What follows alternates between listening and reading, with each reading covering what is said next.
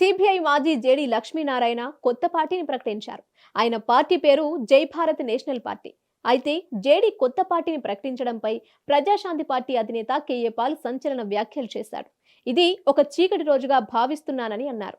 లక్ష్మీనారాయణ జై Bharat national party పెట్టారని, కానీ ఆయన ఆర్ఎస్ఎస్ కు సపోర్ట్ అంటూ ఆరోపించారు.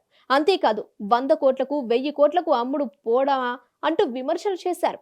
ఇప్పటి వరకు కొత్త పార్టీలు పెట్టి మూసేసిన వారు చాలా మందే ఉన్నారని, వారి లిస్ట్ లో ఈయన కూడా వెళ్లడం ఖాయమన్నారు కేఏ పాల్.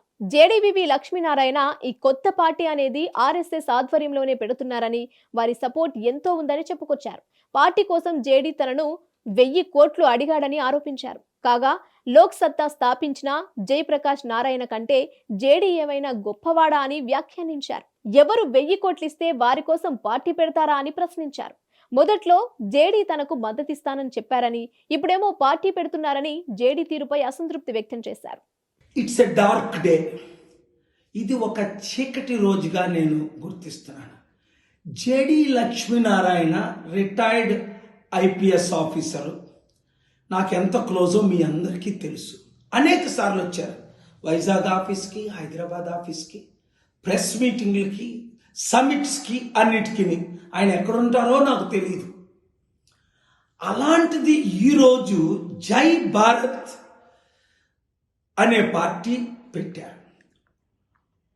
ఆయన ఆర్ఎస్ఎస్ అని అందరికీ తెలుసు, బజరంగ దళ్, విశ్వ హిందూ పరిషత్ సపోర్టర్ అని.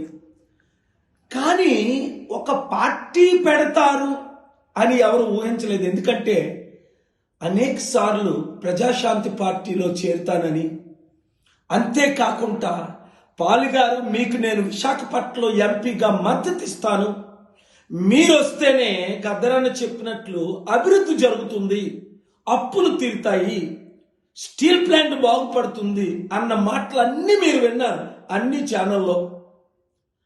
అలాంటిది 100 కోట్లకు 1000 కోట్లకు అమ్ముడుపోవడమా? ఒక పార్టీని ఓడించడానికి ఇక్కడ ముఖ్యమంత్రి, అక్కడ మాజీ ముఖ్యమంత్రి ఆయన వాడుకోవడమా? నన్నైతే 1 మంత్ బ్యాక్ 1000 కోట్లు అడిగారు టీంతో వచ్చి, మా టీం ఉంటుండే. లేదండి పార్టీ తరఫున మీకు 100 కోట్లు ఖర్చు పెడతానని అన్నా. కానీ ఇంత దిగజారిపోవడం ఓట్లు చేల్చడానికి